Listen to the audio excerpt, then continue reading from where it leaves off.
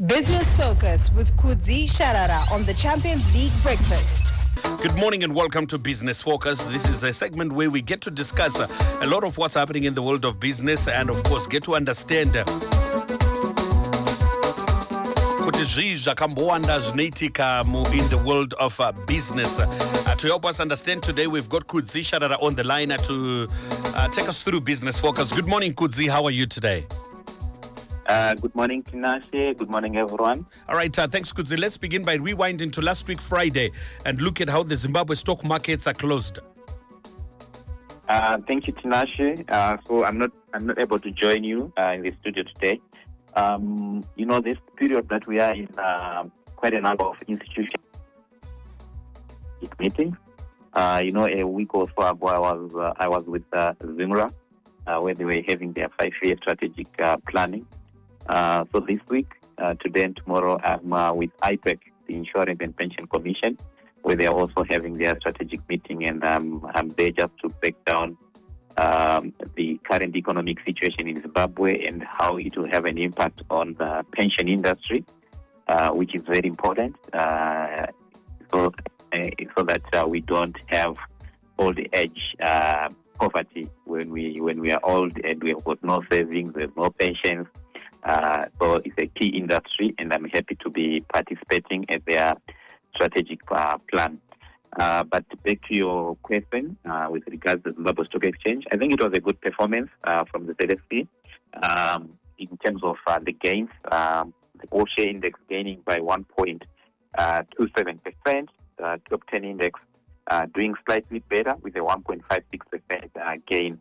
And this was on the back of gains in RTG, which was the top riser there with 14.96% gain. There were also gains Star Africa putting on 7.29%, and then you had Delta adding 2.09%, Econet recovering with a 1.58% gain, as well as TN was amongst the top 5 risers there. But the market was not short of losers, with Ariston losing 19.57%. Yeah, Ariston has been very volatile this year. One day it's up significantly, the next day it's down quite significantly as well. So it's been very volatile, that's Ariston. And then First Mutual Life also down by 15%. ZSC Holdings losing 14.55%. Nichols dropping 11.25%. And then Masimba Construction also coming off by 5.41% to complete the top 5 losers for Friday. And then in terms of where investors were putting their money, more trades were in Econet, about 45.5 million VIG worth of shares changing hands there in Econet. Econet is one of the most liquid and most traded counters on the Zimbabwe Stock Exchange. Then also investors were putting their money into Delta, about 1.5 million, and then NMB 1.2 million, CPZ and Citco also getting a sizable chunk of the funds that were invested.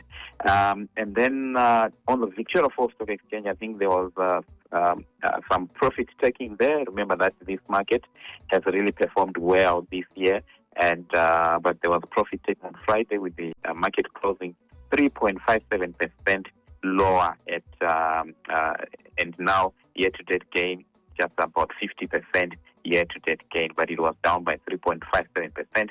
And this was on the back of losses in African Sun, down by 1.9%, Axia losing 3.65%, First Capital Bank shedding 4.51%, Insco slightly negative by less than 1%. Padenga was the biggest loser with a 10% drop. Remember, Padenga is the top performing counter on the Victoria Falls Stock Exchange. Simbisa also coming off by 2.05%, and then Zimpao also lower by 3.38%. So this is what happened on the Victoria Falls Stock Exchange, with about $78,000 US dollars changing hands there. So that's what we can say about the market. And interesting about markets, maybe something that most people might not know.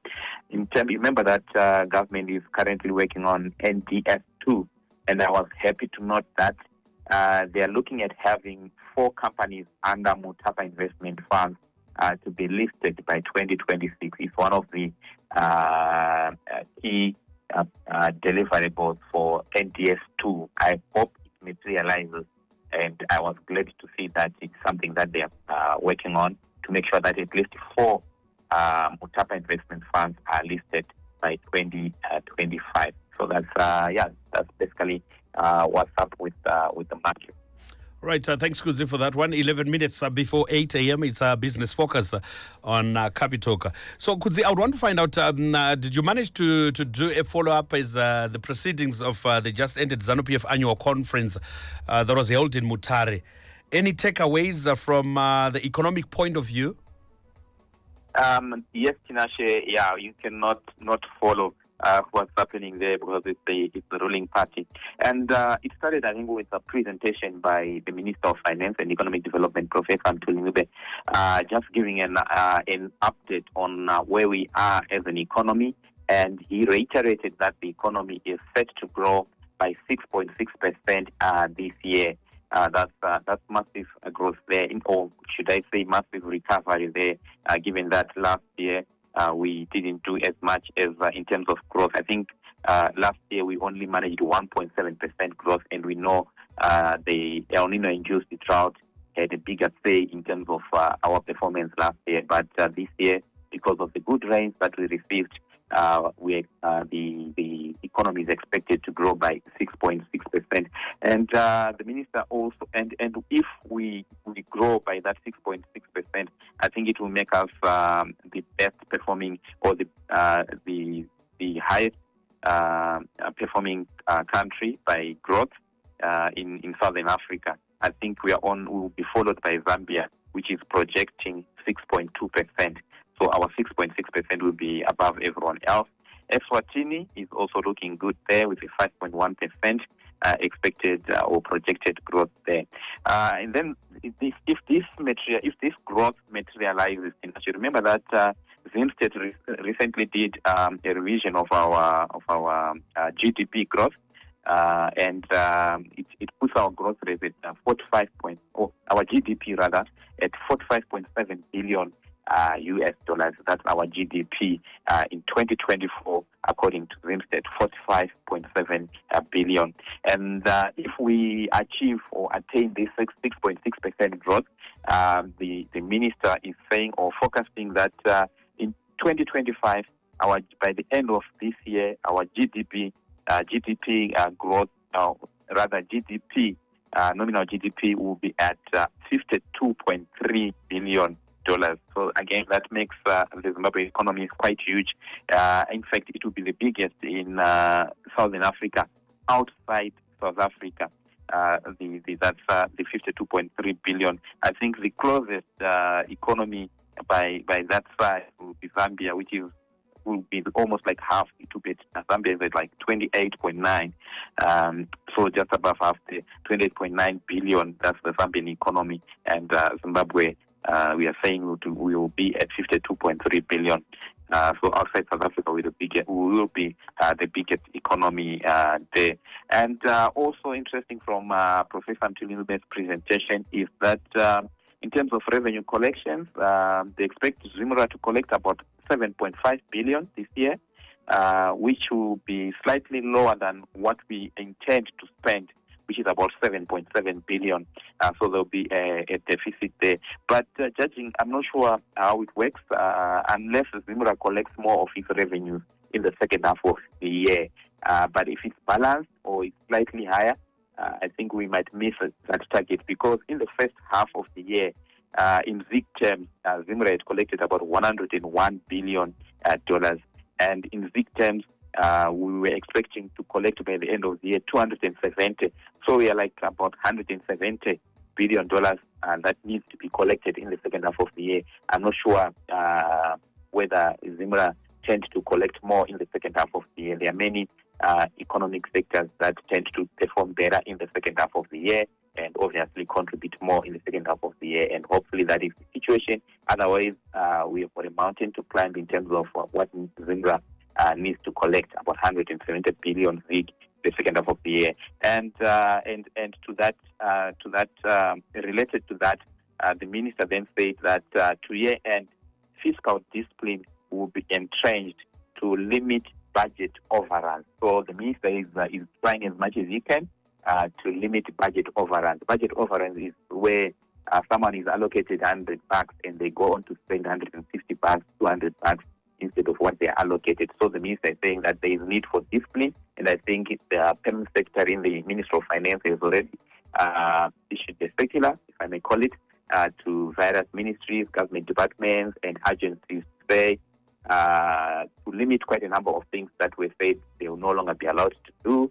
For example, conferencing outside their localities, and also saying that they should use government institutions to hold those conferences. Those are some of the things that fuel also, allocation of fuel will also be looked at. So there are many things that government is trying to do in this until the end of the year to try and limit budget overrun. So that's basically what the minister presented. However, the Zanu PF Conference also came up with resolutions in terms of what they expect government to do. Remember, it's the ruling party, and I'm sure it informs how what ministers will be implementing. So one of the resolutions there, in terms of economic resolution, so we are only looking at economic resolution from that conference. One of them was to drop the 2% transaction tax, that IMTT tax, the controversial, famous 2% tax. The ruling party is saying it needs to be dropped. So we wait and see whether that will be implemented, especially as we go for the 2026 national budget. Hopefully the 2% tax will no longer be there, or it will be reduced maybe to 1% or something like that. But the resolution is that it has to be dropped. And they also resolved that there is need to improve big note quality and circulation to boost public confidence. So they're saying, bring us quality notes and also increase big circulation. That was another resolution. They also said fast-track reforms to cut business regulatory costs. These are some of the things that have already been done. As they're saying, fast-track those reforms. And I think I also want them to be fast-tracked. It's been months since we were told what they're planning for or what they plan to cut with regards to the agriculture sector, the tourism sector, the transport sector, but nothing has been put into effect so far. So I hope this resolution is looked at and there is fast track of those reforms so they are put into effect. Maybe they will be effected when the minister announces the budget, which is towards the end of or at the end of November. So maybe that's when the minister will plan to implement that. But it's something that it was resolved by the Zanu PF Congress there. So they are also saying back the ZIG so that it becomes a sole legal tender for domestic transactions, including paying for fuel. I'm sure a lot of people will be happy with this. This is what is coming from the ruling party, saying that we need to take the ZIG and make it the sole legal tender for domestic transactions. Some might not be happy about that, but then the inclusion of paying for fuel, I think some will be happy with that as well. So that's another resolution that will excite most people coming from Zanu PF. So basically, that's what I can highlight from what they was resolved from that conference.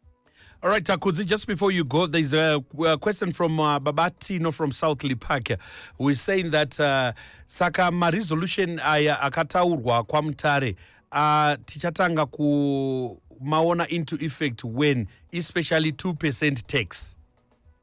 Yeah, I think that's up to the minister and obviously hopefully with the Attorney General as well in terms of putting these into effect. Those are resolutions. I'm not sure whether the minister is obliged to follow them through, or I don't know how it works. But these are positive resolutions. I think most the economic commentators have been calling for most of these to be implemented, and now that the ruling party is also saying the same, hopefully the minister will listen to that. If they are also listening to all stakeholders in Zimbabwe, the ministry is actually calling for their contributions to the input. So imagine if everyone who is going to contribute is saying drop the 2% tax, maybe the minister will listen to that. So yeah, if you go to the Twitter handle of the Ministry of Finance. There's an email that they are giving there where you can actually also make your contribution. So let's contribute and see what happens. All right, Kudzie, thank you so much for Business Focus for today. Let's discuss more tomorrow. Have yourself a wonderful Monday. Thank you. Business Focus with Kudzie Sharara on the Champions League Breakfast.